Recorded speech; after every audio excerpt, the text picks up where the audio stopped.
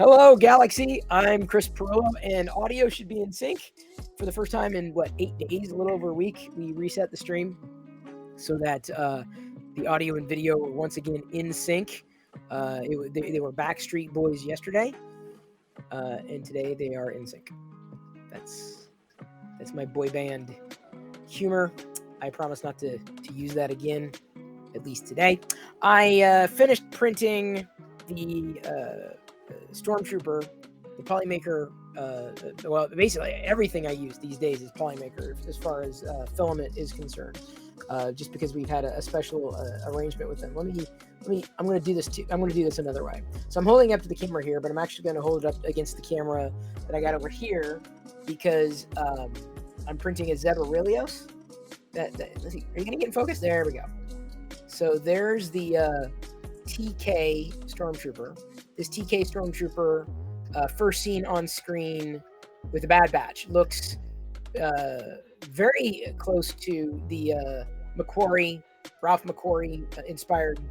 Well, it is inspired by. It looks close to the Ralph McQuarrie Stormtrooper. So it is basically inspired by. This was printed in 2 different printers.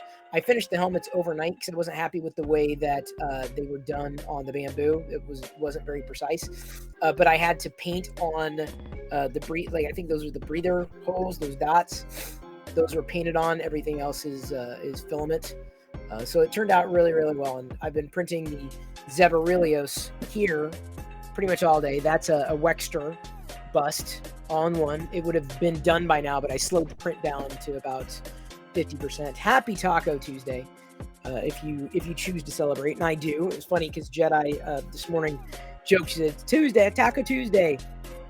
I guess it's a thing for her, and she didn't really ask. But then I went out to the store, and they had the family size taco shell kits, or whatever. You come with like 20 hard shell tacos. Normally it'd be $5.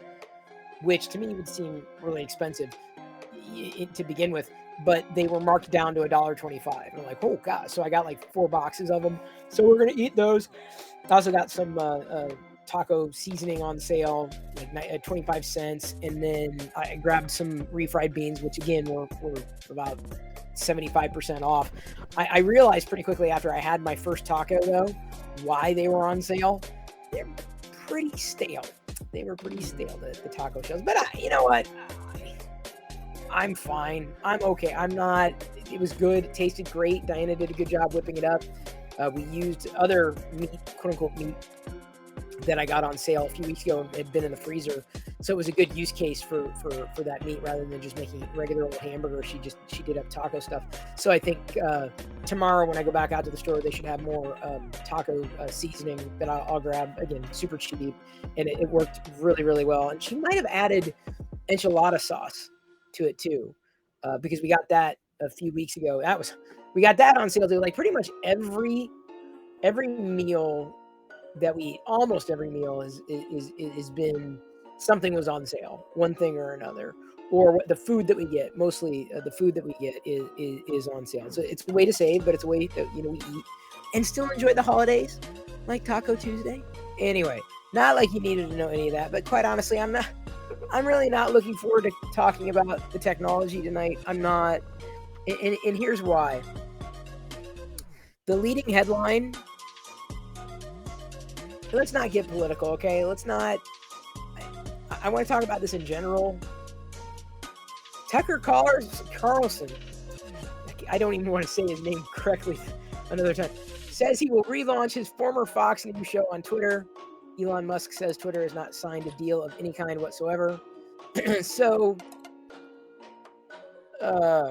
okay, to me, a lot of news. A lot. And I'm talking every side, every angle is entertainment. Like it's a little bit, and then they season it in, and they make it stretch, and there's certainly information there, but a lot of it is I guess the way I view it is like entertainment, if anything, right? I mean, I get a lot of my news online, potentially direct from sources. I don't need mediators, and certainly not media. So I can tell you, I'm not. I don't watch CNN. and I absolutely do not watch Fox News. I'm sure there are people out there who do. It's just interesting how Tucker took it to Twitter, and maybe he's doing this as a negotiation tactic, not for Fox, but maybe, a Fox alternative. Not that, you thought it could get more bizarre than Fox. Like I said, I have squarely had them in the crosshairs of they are entertainment. That news is entertainment, and I use that term very loosely because that's what happens when you don't have a lot to go on and you got to make it last a day. So what are you going to do? You call guests who might be blowhards, who know nothing, right? You just happen to be, a heartbeat. Maybe they've got some gravitas, and then you beat a subject to death. And I feel like I got my fill of this. It would have been the 2020 news cycle, right? In and around the pandemic, coronavirus, right? And I was riveted, but I just found myself watching so much news, and at the end of the day, felt like I didn't know anymore. And then the end of the month, didn't know anymore. Nothing new. Just people babbling on and just wasting my time. So, and mind you, that's neither CNN nor Fox News that I'm talking about. So if I listen to news, it's typically been in the car. I do listen to NPR, in when I'm out and about, and that's, it's always worked well for me. I've been very happy to have that as a regular source, a go-to source that I'll even listen to sometimes, when I'm out of the car. I'll just pull up the app, press play, and then go. But it never really feels like they're trying to fill time. NPR, right? There's a variety, and there's enough of a variety, and they'll cover topics, and they cover them, I feel, best they can. And there's good content, from across the nation that's often, syndicated into our local NPR station. But I don't watch news otherwise. So to see Tucker do something like this, he's hungry for views. He doesn't want to, leave the consciousness of everybody, who's out there who might have supported him. I don't know if that's going to help Twitter. I don't think at this stage it's going to hurt Twitter.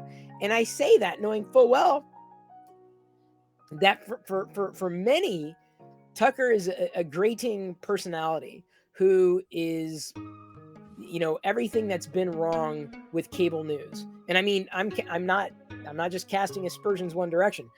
Cable news as a quote unquote industry, because you know what? I'm guessing if you look hard enough, the same damn people own them. They own them all. And if they don't own one, they own another.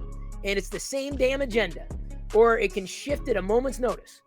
So, I have no illusions that, that our fates are free from oligarchs. So to see that he's making this move online, for him, I'm sure it makes sense. It's the meat and potatoes for his, acolytes, and going direct to the source. He's jumping the queue. I don't think it's going to have nearly the amount of impact as what he might have had on TV. I don't think Twitter is viewed the same way. I think this is just I feel, and I could be wrong, I feel this is a stopgap, if only as a negotiation tactic. So I will not be watching. I will not be supporting.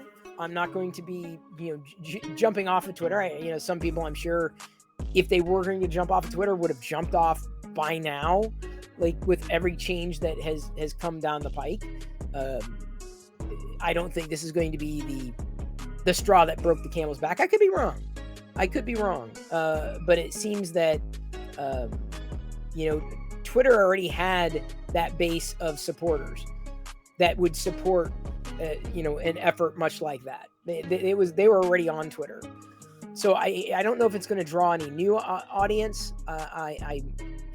It's interesting. He's using it. Maybe he feels like that's where he needs to be. But all he's got to say on Twitter is the quote unquote wrong thing. And I don't mean wrong thing as in cancel culture, right? I mean something that is effectively steering around to terms of service, or effectively in a violation of somebody else's rights, or just crossing the line in general.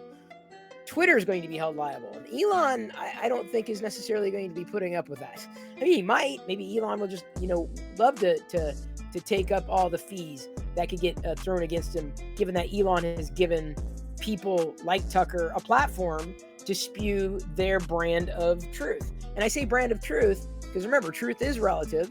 I'm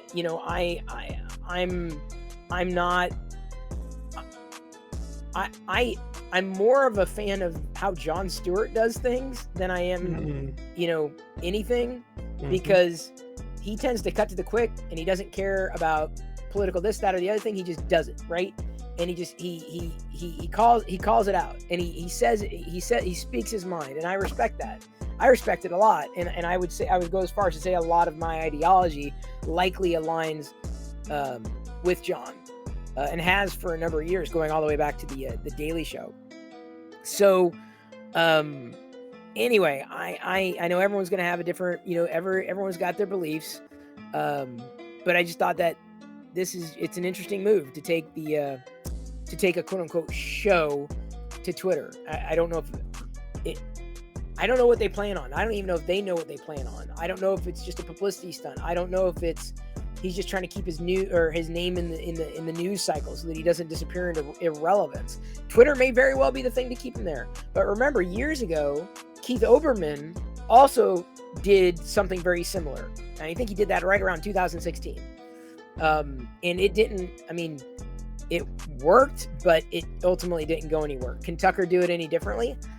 I don't know. I don't know if it's going to work that way, especially when there's the potential threat of lawsuits against the company, the platform that hosts him, or, whatever, might come, fees, fines, whatever. I don't believe, I'm not saying it's a tempest in a teapot. I don't believe that people are going to leave in droves any more than I believe people are going to come to Twitter in droves just to hear that. They'll be fine in just not using Twitter as they didn't use Twitter before. So yeah, that was the big news story that was that hit my inbox. Well, it didn't. I have it's not really. I get a digest of the news basically, and so that was pretty much at the top. Beyond that, Apple is finally doing something that people have been waiting for years. For me, it's too little, too late. But Apple is rolling out Final Cut Pro and Logic Pro for the iPad. Your Final Cut Pro is going to need at least an M1. Logic would need an A12 or newer. It's interesting because, you'd be able to edit video on the go. I don't know if I in a pinch, sure, I'm sure I would. I'm happy enough with Final Cut Pro on the desktop. This would not get me to buy an iPad. It would be maybe a nice to have. Keep in mind that Apple is also moving Final Cut Pro to a subscription model. They're moving it to $5 a month. So I wasn't interested in it, and now I'm really not interested in it. So what would be interesting coming out of this is not just seeing pro apps on an iPad, which has been long overdue, for at least the iPad and the people who like the iPad. I am not one of those people anymore. But it by charging $5 a month to use the software, my feeling, yes, we'll get updates throughout the year. My feeling is that Apple will continue to bring updates to all their pro software and start charging a subscription fee every month for everything. Like they'll give us a new version of Final Cut Pro, and in order to use it, you need to subscribe, for this much a month or that much a month, right? And then you get access to all the whatever pro level apps they have these days, Logic and Final Cut. That's what Adobe does. So why wouldn't Apple do it? I would want more, certainly, for that. Do I get $5 a month worth out of Final Cut Pro? I don't know. I use it when I need it, right? And it's not something that I necessarily have I used it today, as a matter of fact, when I was crunching a couple of video shorts for TikTok and Mastodon and Instagram. but if I had no choice, yeah, I would probably be paying for Final Cut Pro. More than likely. But beyond that, Logic is not my interest. They would, like I said, have to bundle something so tremendously good. I'm not even, or we're not even on the what's the plan? They have different Apple tiers. We've got, I mean, I'm still paying for Arcade, though I have not picked up the Tetris controller pretty much since I got back from the hotel. So it's been a few weeks. So I may be paying $5 a month basically to play Tetris. It's pretty expensive Tetris, but it's entertainment. They rolled out, I guess Apple Arcade also just rolled out like 10 to 20 new games for Arcade the other day as well. I haven't looked too deeply at them, but I guess there's a Teenage Mutant Ninja Turtles game that they rolled out. I totally agree. Yeah, $5 a month is way cheaper than the cheapest Adobe plan. I would not shift. No way. Like I'm very happy with Final Cut Pro. But like I said, when you make that shift, what are you going to do? How are you going to justify it? What more are you going to be able to add? Because why would I just pay more for something that I already paid for? Why am I paying more? And so it would be interesting how they would grandfather that in if they did. But the fact that they're doing it on mobile is interesting, and I think it's going to snap back and impact people who use Apple's stuff on the desktop too. But for me to upgrade to the next tier, we don't use Apple Watches. We don't carry iPhones. We only have one iPad. We have Apple TV Plus for sure, but we already have YouTube Music that we pay for to get no ads on YouTube. So the next plan, I don't use the news. I don't use anything else. And so the next plan up that they have to offer in terms of the subscriptions, it'd be a waste of money. We wouldn't get anything out of it. No fitness, no anything like that. So unfortunately, we're kind of in this weird space. They would have to wrap it into something like that. And it would probably be potentially more expensive tier because they wouldn't want to lose money on it either. So I think that's probably what they're going to be doing sooner rather than later, now that they've broken through the dam and have offered Final Cut Pro on the iPad. But I'm not going to be using it. I don't know if y'all. Interesting. It's been interesting to see how many companies, not just Adobe even, but it's gone to software as a service. Mm-hmm. And the market is shifting, but you're not buying licenses anymore. You're just paying for the subscription. So once you stop paying for that monthly service, you just don't have access anymore. Whereas before, you could buy the Master Collection. It wouldn't be the newest, latest, and greatest, but you could buy CS6 Master Collection and own a license for all of that. So in the short run, it feels like it's cheaper, but in the long run, it's more expensive unless you always use those apps. And then you're always getting the latest and greatest. See, I can't come close to justifying an Adobe subscription. I can't. Not today. I can't. I don't know how you feel, seeing it. No, I don't even use, I use Adobe a little bit at work, but that's about it. I have no use for it at home, so. Yeah, I'm really, we have Office 365. They were actually trying to go fully Google Docs and be fully away from it because we use Google Docs so much as well. But once they kind of looked at it, there was enough need still to have it. So we do have Office 365 where they pay. But I mean, that's a business, and that makes sense to have that way than licensing. It's a different model, and then they offer up so many different things in the corporate world too.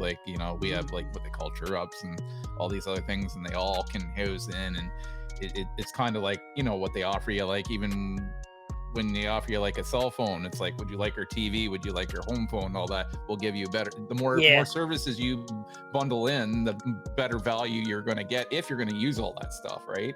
You might as well stay with one company or whatever, right? So but I'm not a fan at all of any subscription services for home use. Hence why a lot of my stuff now, I just go to open source stuff. If I want to manipulate drawings or whatever or photo editing for the little bit that I need to do for streaming and stuff, it's all GIMP. And that is just as powerful, just as capable as any Adobe Photoshop product they've ever released. And even with video editing, I use Kdenlive all the time. I don't buy into all these other ones, and I've learned on them, and maybe they're the other ones are more optimized, and maybe support is a big thing for other people. So it just depends what your needs are. But for me, as much free software, open source stuff, and as good as the stuff is for what I need, that's kind of where I am. Like I even use for home use, I don't have any Microsoft Office. I'm using LibreOffice. So on really, Windows and I everything. couldn't deal with it. I could Yeah, not no, deal with it. I'm used to it. I got used to it. I know I had that same feeling. I just couldn't go there with it and everything. And I don't want my documents online. Not that I'm doing anything important. I just still have that old school mentality that I don't like to put a lot of stuff up in the cloud, right? Because that would be the next what makes sense thing. And if I wanted the Office feel, like Microsoft does a pretty good job of that. And I'm not a fan of Google Docs. I have to use it for work, but I don't like it. It doesn't seem as polished to me, but again, that's probably because of years and years of working in Microsoft Office. So it's hard, you become creatures of habit, and what you know is what you like. So but I've used Google Docs quite a bit, and I'm still not really sold on it. But for work, it makes sense. Collaborating is great. Yeah, the collaboration features awesome. They have the features there, but it's just, I don't know. I can't really touch what it really is. Really, like I feel like they could be more intuitive of some things, and maybe it's too scaled back for me. And it might be the level of the user that I am. Like I know, like if you have too many features up front and too many drop down windows and everything like that, most people won't utilize a lot of it, and it's like can be overwhelming, right? And if it's out of sight, out of mind, like it's capable, but you hide the things. So I don't know. It's I think a lot of my choices are just because of what I've used for years, right? And it's hard for me to change. It would be very difficult for me to stop using Google Docs. Like very difficult. Like, and I have like Word and all that stuff, but I'm just like, it's overkill. It's always overkill. It's always there for compatibility, but like Google Docs is my go-to. And it's like, other than just keeping up with like, I know they have patch updates and stuff because, they're capable with macros and stuff. And it's, again, depends on what you're doing, right? But it's like for years, it's like, well, what else can you do with a word processing application? Like you still rev it still revs up, but I don't really see any new features. The last big leap of faith that Microsoft did with Word, which worked out in their favor, and it was a big, I don't know if this is going to work or not, is when they brought the ribbon in. And it was a great idea, I thought, because people will remember things to icons. So this little icon up here, that does this, it does bold. It's rather than try and search through it before that Microsoft got so bloated with drop down menus and sub menus of that, and then Windows within Windows to try to get to do the same thing, right? But it is so outdated. Like they need to kill it, and they are, I guess, slowly but surely eliminating it. I'm more of a fan of the way Google Docs is going. And I don't know if they've got this now or this is something that they're going to be rolling out. But basically, they will be rolling out the ability for there'll be like a search chip where you can actually search for whatever you're looking for, like inline. Like you can and you can do it now. You can search the menus like bold, and then just find it. Like immediately type and get to exactly what you're looking for. Like that is just incredible. That's powerful, right? Because you can type it, and find it, and it brings it up. It's like you don't even need to remember where it is at the time, right? I use this from time to time. Well, I don't know where it is. And that's kind of and when you're on a Mac, you're also spoiled because you can also do the same thing there. So I can go into the help and then report. And Windows doesn't want to be to that. Type it in. Yeah, and then they just give you more search menus. They give you one under the start menu. They give you one on your taskbar. Windows it's like, which one do I use? Comparison, Microsoft just lost the script. Apple's been doing this right for a number of years. It's great actually to see them having seen them do it and integrating that kind of feature and functionality. But I tend to skate towards the simplistic as far as a lot of those experiences are concerned. Yeah, I think where Google Docs loses me more so not necessarily using their apps, like they're perfectly fine, and I use them every day because like with work they're very predominant that way, and we're always having to collaborate on a document, so it's great to Google Docs at that point, right? It's not unless I'm writing a single type of document that I need to turn into a PDF and circulate, like kind of the old school way of like circulating a document, that I will go to Windows or sorry, to Word to do so. So I do live in Google Docs a lot, but where it loses me is Google Drive. I don't like the way you navigate around and look for things in there, and they've changed it. They've been evolving it. yeah, oh, Yeah. absolutely. I'm just still not a fan of it. I think they could do more with it and make it a little bit better. I don't know. It maybe Well, I'm used to it's probably more so I'm a creature of habit, and I'll move. Like some things I'm very apt to jumping on change and bleeding edge right away, and then there's just getting old and set in my ways, I guess, at 46, right? So part of it so too it's like is we're I a little like bit more going power into user. you're right. Yeah. So there's some things that just like to be the same. Yeah, we're a little bit more on the heavier power user side, whereas the average Joe Blow is not going to be, they might not even use the drive. Well, the that's great free thing with about their what Google has for docs, what they offer up is just no bloat, right? Like it's just give me what I need and it's there, right? Like your common keys, like you're bolding your text and centering it, and like those are all frontline and center, and there's not a lot of other crud around it to try to find it.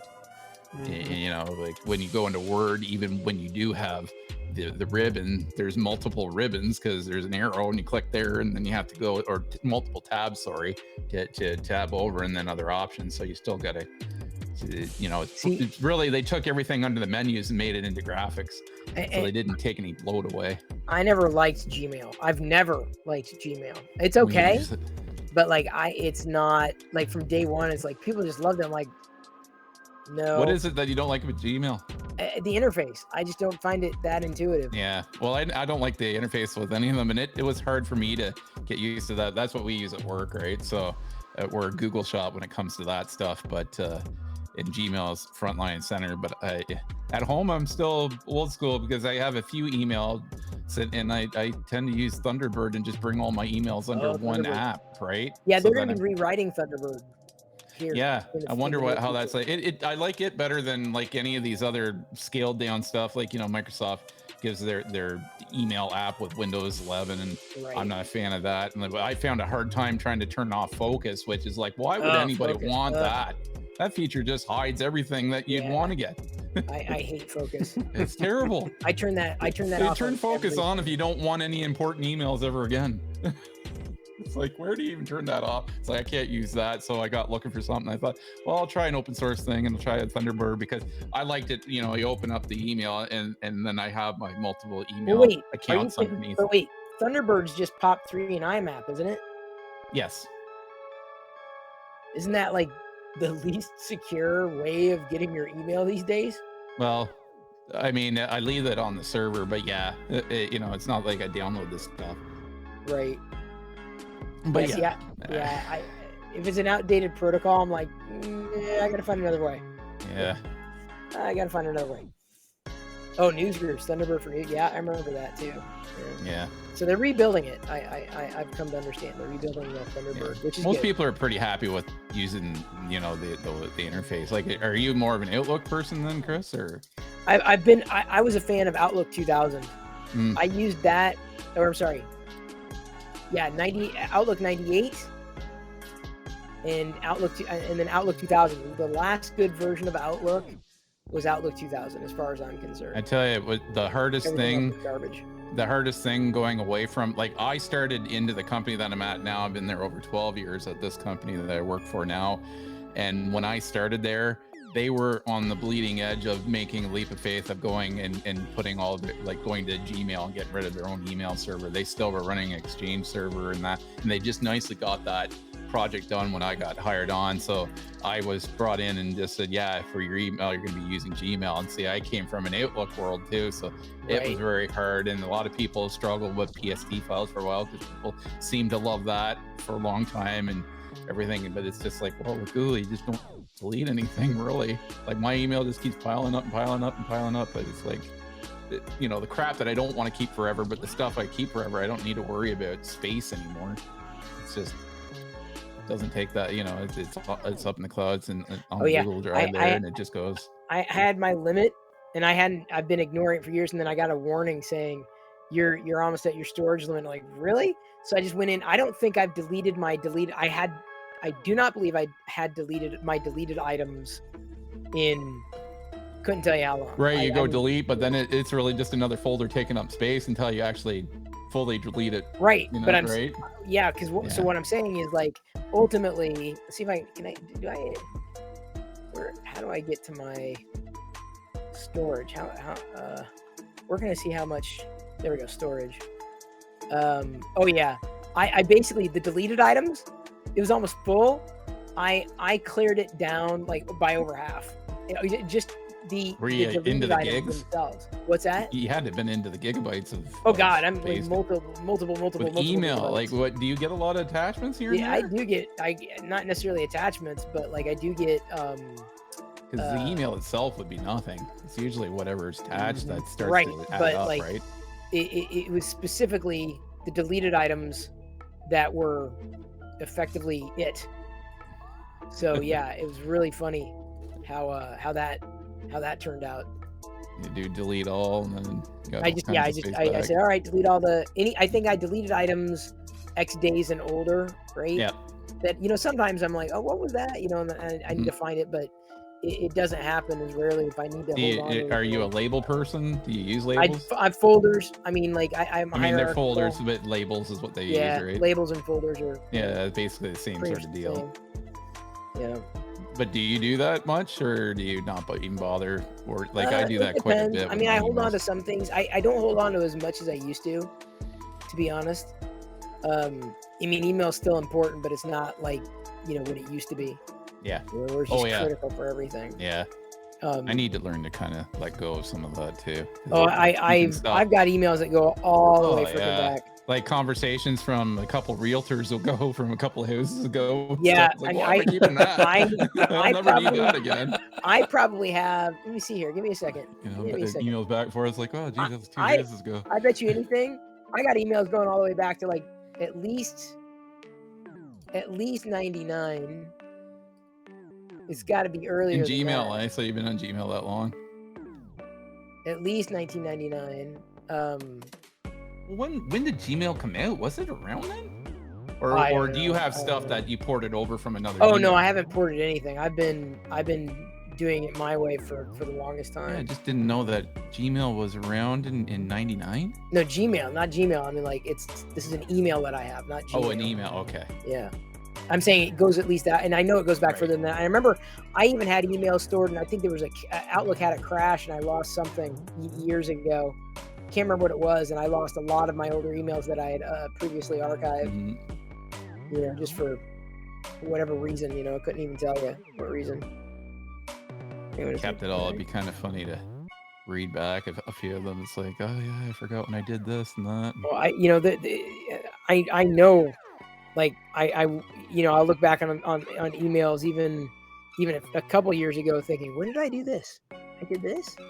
With work, I do that all the time, and I'm very good at keeping things ordered at work because there'll be something that will haunt you like 3 years later that hadn't haunted you for a long time. So you look, but I hate doing that because I'll be like, oh yeah, that was a couple months ago, and then you find it was 3 years ago, and they're like, oh my god, oops, it's been 3 years. Make sure you're enjoying your life because life is short. Goes by. Yeah. You start looking at stuff like that, and you think it was like 2 years ago, and then you're like, that was like 5 years ago. Wow, I'm gonna be retired before you know it. It moves quickly. So the next thing that I've got up, and this may be about. Let me just. We can probably cover a couple other things, but this is interesting too. Wendy's partnering with Google. Speaking of Google, to automate its drive-throughs using an AI chatbot that's been taught to upsell, rolling out June 2023 in an Ohio restaurant. So it's just a matter of time before those jobs at fast food restaurants are gone. I would go as far as to say it's just a matter of time before Starbucks goes the same direction, right? You've got baristas, but like, you mean fully automated? Yeah. I mean, they're such a candidate for it too, right? When you go in there, I mean, if it's properly managed, that and McDonald's seems to be one that always was, is just that they're very much assembly line and all that already, right? So it's just removing the humans that are doing the things and putting in robotics to do the same thing. And you're going to have someone running it, but not like a full team of 20, right? No, you One. have someone watching over it, Right. right? There'll be one person probably in the That's building. it. So it'll save them money. It'll make them more efficient. It'll cut down, complaints, like all these things. So the fact that AI, basically ChatGPT, effectively at Wendy's is going to be rolling out at the drive-through, right? So it'll be interesting. I would go as far as to prognosticate that it would make no more mistakes or fewer mistakes than human beings. Like, I mean, for real. So we've been talking about, oh, it's going to take your job. It's going to, no, bullshit. It will take your job. Jobs are going to be replaced. If they're talking about eliminating jobs at Wendy's, like your job is next. Like, and I know people have been using services like ChatGPT that is just bare bones. Like, that's not even multimodal, right? That's just that's text. Imagine when they start layering in audio and video and images and everything. It's just gonna. I mean, it's just the idea that it's a flash in the pan is just ignorant at best, because this is it's coming for your job. It is absolutely not coming for your anymore job. either, right? Like, because I keep thinking, the AI is the big part of it, but that's the brain part of it, and the other part of it is the robotics part of it, right? Like, you're already watching people 3D print homes with like 3 guys, when normally it would take a crew of like, I don't know how many it would take to build a house normally, but it's definitely a lot more than 3 guys. Yeah. And you see that kind of stuff going on now too. But right? they'll be living in a 3D printed house. Yeah. So that's coming. I mean, we were talking about this late last night. Marcus jumped on, and he's here too now. And Glendon and I were just commiserating and talking about the future and everything. And I was even caught something else today. Student loans, like when Jedi's of age, are going to be impossible. Forget it. Done. There's no way. There's no way. So even then, taking it a step further, housing. Like, where's she going to live? Like, single family is not an option. Like, apart from, like, we may be some of the last generation to ever have a single family home. Everything is going to be falling to. There are other cultures too that it's like the second or third generation that pays off the house, right? Yep. And they all live under the same roof. Mm-hmm. Yep. They have to learn to get along, right? They have no choice. Here, you just think of that and you think, oh my God. Well, there'd be no peace. If Jedi wants to, do things her way, she can pay her own bills. She can make her own way. It's fine, but this is our house, but I'm making the rules. So, period. Because someone's got to lead it. This is not a democracy. So, if she's annoyed by that, your choices may be limited, but what are you going to do? I mean, we all had struggles, and Lord knows she's going to be better off. She's already better off at her age than I was at her age. She's already better off. So, what might be hard is if we go into a phase, which is scary to think, but where we won't be better off for a while, trying to adjust to all this stuff that's coming so rapidly, right? It's easy to go up. It's very hard to come down, right? Yep. And we'll be part of that too, right? So we're part of it now. I feel I wonder what's going to happen. Like, all these massive layoffs that are happening in tech, is. I don't think it's a permanent change necessarily, but it's things have changed, and I don't know, what the prospect is on the other side. So I'm already kind of thinking, well, what are my next plans? What can I do? What's realistic? What am I going to spend my time on without feeling like I'm going to waste my time? I don't have an answer to those questions either. Maybe pick up a few more life skills that has been lost. But that's what I'm saying. Like knowing how to grow food and stuff, right? That they just don't teach anybody anymore. What life skills am I going to get at 50 years old? Yeah, I know. That's going to propel me for the next 25 years. Oh, I know. Nothing. Live day by day, but thinking of the future is I don't want to be too scared about it, because I mean, we've had through history we've had many challenges, and we've overcome a lot too. I might like to stay a little more optimistic that we'll try and overcome it, but there'll be adjustment periods. Back when there was like the Depression, the World War II, and all that, our grandparents went through that. That was not easy. Like I said, it's like it unfortunately is coming into our time and something different. Hopefully, nothing too heavy like a world war again, but certainly the financial stuff will be there. That's the thing, and so, I mean, I'm not gonna like just stop living, right? No, same here. Not just die, but like I can't. What am I supposed to just cower and not do anything, sit on my thumbs and not be interested and engaged with anything? Like, no, I got to do something that's going to be fun. Star Wars, 3D printing, I need those things. I'll save money in the process. What's hence, the point of life if you when I can't talk about enjoy some of the food stuff you want to enjoy too, Yeah. right? You need an outlet. You do. I mean, you need that, what they call it, self-care, I guess. Yeah. You need that. You absolutely absolutely. It's part of your mental health. You're not going to Something. do that for yourself. You're going to break. Right. Tokyo Otaku says, if AI takes over all my normal job prospects, I want to find a way to replicate textile manufacturing methods that were lost to industrialization.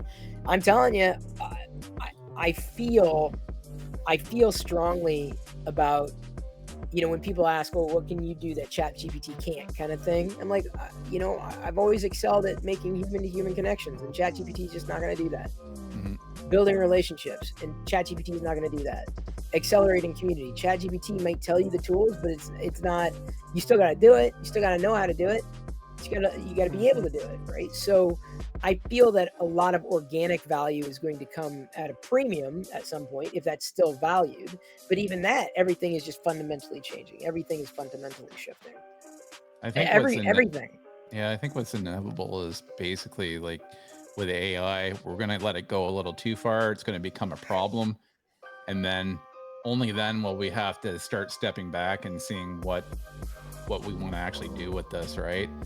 But I think we're going to have that growing pain period, and it's not going to be fun for anybody to go through, right? Yeah. But I think we'll get through it. I think we'll get through it. We've gotten through some really, really rough times before, but it's just all of this stuff about what is financial, like what do humans do when all this heavy lifting and all this stuff becomes irrelevant and it's all done. That's what I'm saying. I wonder if I'm going to be able to bridge that gap. I feel like I've got enough of a foundation today that it is possible. Like the next job that I take is I've already attenuated expectations. Like it's going to either come 2 years from now, or it's going to come at a very steep in a very steep blow, or a very steep diminished value prop, because I was paid very well at Intel. Mm-hmm. I don't know where the next place is, but it ain't going to be the same. Almost guaranteed it ain't going to be the same. So I have to know whether or not I can weather. I feel like I can get through, or we can get through 2 years, still, doing things, right? Still operating, still living, breathing, but we're going to be saving money. I mean, I've been operating that way even certainly before I got the job at Intel, and through the 4 years that I was at Intel, I still very, very much operated in that type of mentality. Like, no, we're not going to, buy a loaf of bread for, $2. We'll wait until it's on sale and get it for $1, right? So I've thought that way for so long that it's just kind of, it's ingrained in me. Yeah. It's a good way to have, right? It's hard. It's not easy. When you watch everybody else in the way they're shopping, well, you don't know what their circumstances are. Yeah. Well, that's not our circumstances. And you also have to take into effect, because I know people that'll go and get a loaf of bread here, and then they go all the way across town to get the milk, and then go all the way across. So then it's that. then it how much of that is a value too, right? Right. So you have to play that right in the middle, right? Like. Because I have coworkers that do that work. I'm like, your shopping like takes all day and all weekend. Like you're all over the place. Have you really saved a lot? Like the last time I checked, like gas is not that cheap. It's like the old adage too, where people will wait. They'll drive 5 or 10 miles further to go save 3 to 5 cents a gallon. Right. Yeah. And at the same time, when you're only getting 10, 15 gallons, it's like, is that really worth your time? Well, see, I drive electric too, so yeah. I'm set there. Again, I mean, the charging, I guess it's not as expensive, but electric bills are not cheap here.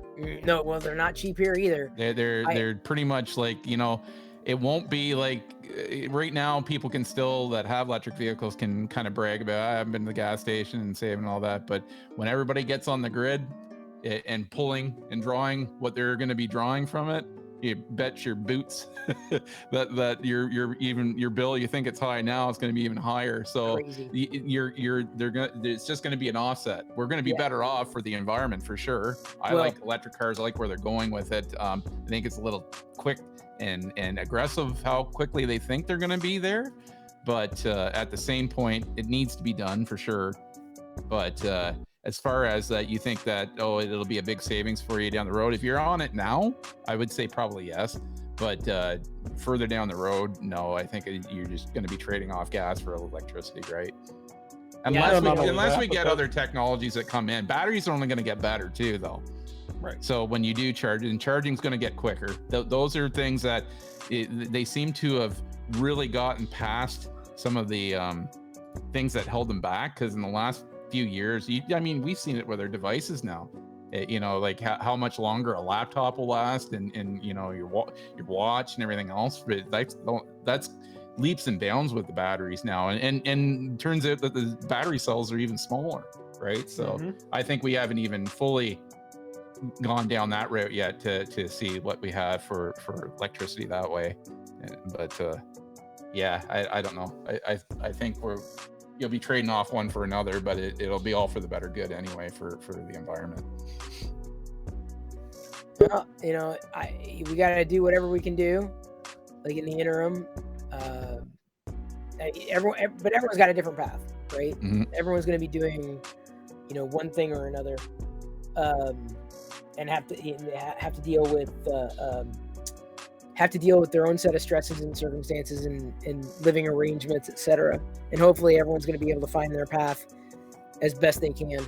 But we always get kind of conditioned about like end of world scenarios, and when things fall, all chaos will erupt and everything else. But it very much can go the other way, and history's shown that as well, where we band together and look out for one another and get closer with family and that sort of thing as well. Like during war times, everybody, like men went off to war, the women rolled up their sleeves and took over into the industrial to build like the shells and the equipment to send. And it was, and everybody kind of banded together to do what needed to get done to get through a hard period of time in history. Doesn't necessarily, that when we watch all this stuff, we always worry about that, everybody's going to be just down to the wire and robbing each other and murdering and just living like you're not a Mad Max movie or something, right? So I don't know. It just depends on how it's going to go, how quick it's going to go, and how shell-shocked we're going to be with it. And I'm not going to hold my breath. I'm going to keep trying to do things and keep watching for opportunity. That's all I can do personally, is figuring out how to weather this and make it work. Did you ever, and I don't want to go too far off topic, but did you ever watch I don't know what, go ahead. The reboot of X-Files? There was one episode. There was one funny episode, and it was all about everything being technology. So they started out in like a restaurant that was fully automated and run by nobody, and it just went from there with all the tech problems, and a driverless car picks one of them up, and it all stemmed from AI was getting mad because whatever they ordered they didn't like or whatever, so as soon as they were saying they were done their meal, they're like, let's just get out of here. And so they have to pay by their phone and everything. And so AI picked up, because then they said, were you happy with our service? And they put a thumbs down, no.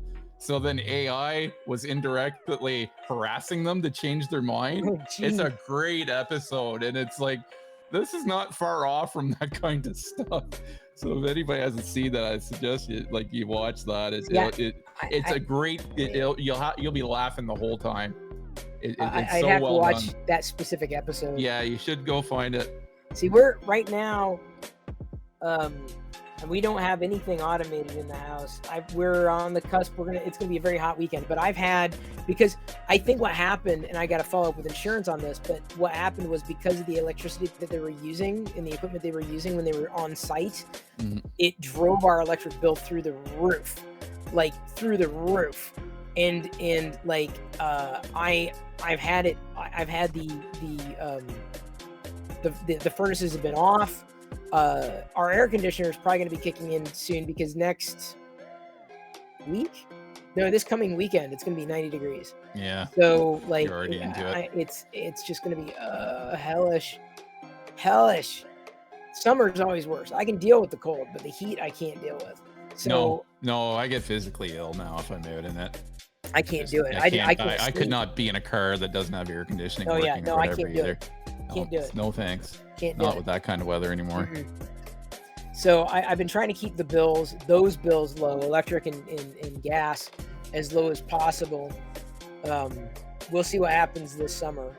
I assume that you're on like what we have here that's metered too, and you have your off hours and all that, right? Yeah, but we also were for the longest time, and I came off it because I'm like, why is it so high right now?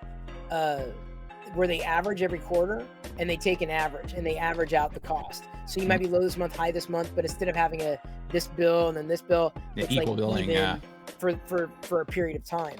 So but after these bills, I'm like, I need to know month to month what we're doing. So I said, okay, we're done with this paying this way. I've got to know if we're having a low month in what we did or a high month in what we did to better be able to adjust. Because other than that, I feel because like you won't know. Like, stuck. I mean, they'll tell you on your bill kilowatts, but that doesn't really equate to money very well. You'd have to do a lot of math to try to, or more math than anybody would want to bother. Well, they've right? Got to our energy site's credit, it is pretty. They will give you the details. They will. It's not. It isn't as bad as it used to be. So. But with you doing that, that's like equal billing, right? So then, if you've got a makeup bill at the end of the year, you've got to pay the difference. Yeah, or if they owe you, they give you a little bit back. Yeah, at the quarter, I've got a makeup bill, and I'm like, that's fine. All right, then we'll know, and then we're going right into summer, so that's going to be fun.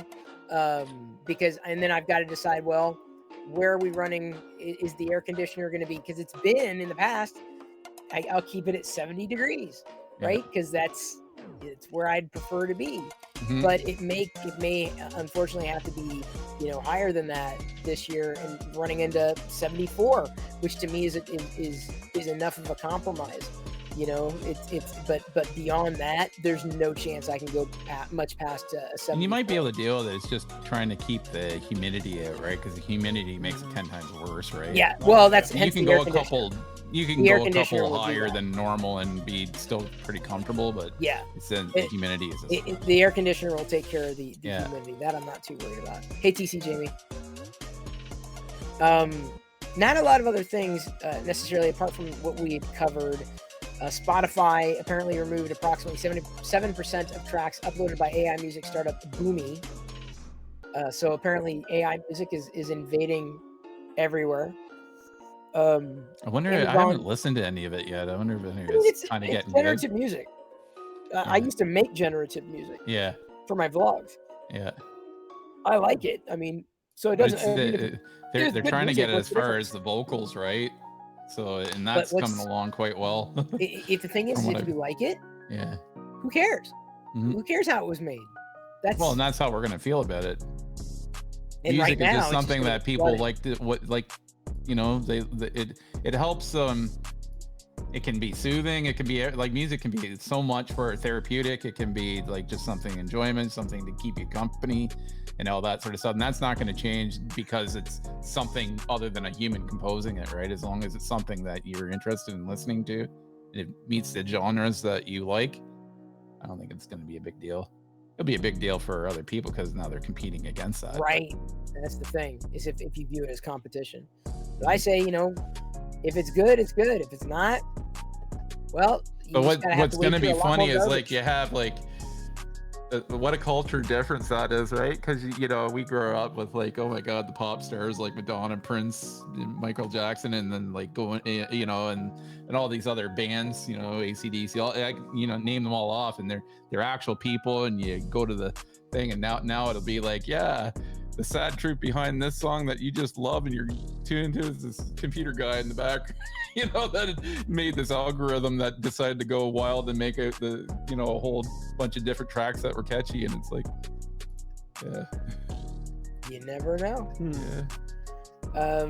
Couple other things, but I'm not sure as interesting. I mean, more interesting for me in relation to Facebook and payouts for Reels performance. Amazon announced Amazon Anywhere, letting third-party app users buy related physical products while in the app. They're launching with Niantic's new AR game, Pirillo. I think is how you pronounce it. Tomorrow, and that's it for the headlines here. Tomorrow, though, TLDR will be early. I'm going to be talking about the Google I/O announcement, streaming the reaction to Google I/O as it happens. So you can feel free to jump in then when it's actually going on. I don't think there are going to be any surprises, unfortunately. I think Google's leaked everything, or someone's leaked it from Google. I think the big word of this I/O is probably going to be AI, which may very well run in stark contrast to whatever the hell Apple's going to do with WWDC. Oh, is the AI going to sing them too? I bet it will. The songs. What time is that tomorrow? That's 10 a.m. Pacific. Okay. I believe. That'll be 1 my time. If I saw it correctly. Yeah, 10 a.m. Pacific. At least that's when I went to the Google I/O YouTube page. So. That's about right. I think most of the stuff is around the morning Pacific time. So it's just early afternoon. Yeah, it's typically around there, like either like 9 or 10. It always works for me. Like if it was earlier than that, like getting up at like 7 or whatever, I'm like, oh, forget it, cannot do. Oh yeah, so NG saying 10 a.m. Pacific. That's in the Pacific time zone. Specifically Pacific. But that was I always it. feel like you guys out in the West seem to don't have to wait as long for, if there's something you're waiting for, like an exciting news, or if you're into sports and there's a certain game where it always seems like you guys don't have to wait as long, right? Like we're waiting all day, right, for it to happen for us, and then sorry, you guys are like 3 years, yeah, just wake up in the morning and go get that news right away, right? Because West Coast 3 hours is a big difference. It can be. Yeah. It's but it cuts both ways, because there's sometimes that there are East Coast events that cause us to get up at like 6 in the morning. Oh yeah, that too, right? or like midnight releases. Like releases for a specific day. Drive me nuts. Yeah. East Coast is like, yeah, we got it 3 hours early. It drives me nuts. Back and forth. There's pros and cons to both time zones, right? Well, we're going to keep hanging out here, but I'm going to wrap up the recording of TLDR. You can always join us at live.pirillo.com or redirects to the Twitch stream. Tomorrow, I'll be at a Prusa meetup at this normal time, but again, tomorrow morning, covering the Google announcements. Everybody else, anybody's welcome to join in stream here, absolutely, just like we do any other time. But thank you for tuning into today's Tech Talk. I got to get a glass of water. I'm like, for some reason, I got parched. I don't know, maybe the hot weather is here. Is it here now? Is it? No, it's not here. It's still a very nice 63 degrees. I will be dreaming of a 63 degrees soon. In another couple of days, I'm like, see, what happened to 63? Why can't we have? Do you open your windows for a little bit? Like, do you get a time frame where you can get air through a bunch, or do you have, but not. We try to do it once or twice, or a few times. But it's been so up and down here a bit. Yeah. We had 1 week where it was actually quite warm, and then it got too warm to even leave them open, and I had to run the AC once already this year. It got too comfortable, but most of the time it's just been too cool to open right now. Yeah, I haven't done it much, but I've also been making sure that I keep telling Diana, don't turn on the thermostat, and then I turn around and it's on. Like, what? Are you not understanding what I'm saying when I say don't turn on the thermostat? Like, this is not ambiguous. It's very clear. It is point blank. Do not turn on the Mustat. Like, it's just the bills are just outrageous. So And she's yeah, I'm turning gonna. on for I heat, have to right? Is that what you're that shit. saying? She's turning on for heat or to be cool? She Like, was turning it on for heat. I'm like, just don't let it. You're Yeah. gaining maybe 1 degree, and you end up costing us more than we needed to pay. Like, it's not night and day, right? So like I said, I'm even going to have to take that kind of a similar type of approach with cooling this summer, and wind up having to go warmer on our main level, and warmer even up here, which is going to be You know, it actually works interesting. really well if you've got one of those days, like, if you're in an area where it just goes from cold to hot and you just don't have that in the middle. But if you have that in the middle where it's just kind of warm and it's a couple degrees warmer than room temperature, where it's getting warm, and so it makes the house a little warm, and you have the thermostat off, you can actually turn your furnace fan on only, and at least get stuff circulating in your house, and it'll actually keep your house fairly cool just with the furnace fan running. Yeah, and it doesn't cost a lot to run that. No, not the fan. I've done that before, and it's just, with newer homes, that they insulate them so damn well that it just, if you don't have air moving in the house, for like, if you have it off for too long, and then it just the air gets stale, and it's humidity can start to rise too, because you just don't have any air movement, right? Yep. So it's a little hack we do around here to just for when we have that. But then, it gets a few more degrees hotter, and it's like, no, the AC has to come on because it's just getting hot.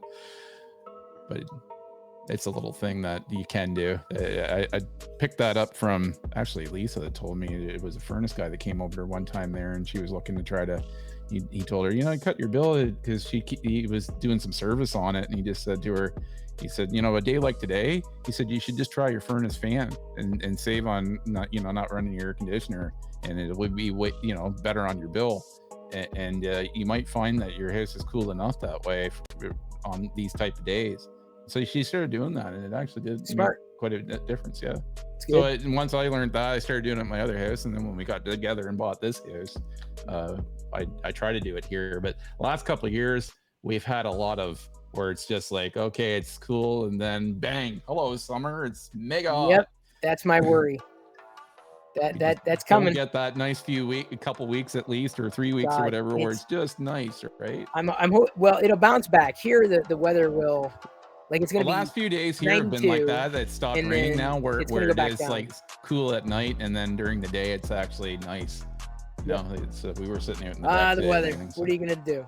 Yeah. At least we have air conditioning. So thank you everybody for tuning in to TLDR. But again, this conversation is going to continue. We're probably going to continue to talk about the weather, and you can join us, because you never really know what we're going to be talking about next.